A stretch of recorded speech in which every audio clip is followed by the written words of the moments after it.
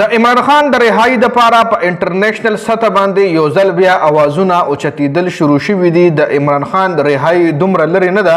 عمران خان به ډېر زر رها شي، ځکه په یو کې اسمبلی کې هم د عمران خان د رهایی د پاره ډېر غټ اوازونه اوچت شوي دي. د یو کې د اسمبلی چې کوم ممبران دي هغه دا خبره اوچته کړې ده چې د عمران خان صحت حوالې سره هم هغه تشویش اظهار کړی دی. عمران خان صحت حوالې سره هغه ویلي دي چې عمران خان یو انټرنیشنل سلیبریټي دا یو غټ لیډر دی، د پاکستان سابقه وزیر اعظم هم پاتې شوی دی.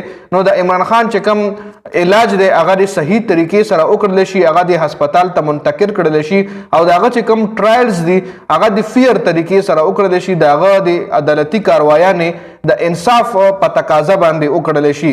دین علاوه یو بل جریده د پای کې هم د عمران خان حواله سره خبري اترې شوې دي. د عمران خان د صحت حواله سره، د عمران خان د کیسونو حواله سره یو ځل بیا په انټرنیشنل میډیا باندې غوبل شروع شوی دی. په انټرنیشنل میډیا باندې انټرنیشنلی د عمران خان د پاره اوازونه یو ځل بیا اوچتېدل شروع شوي دي.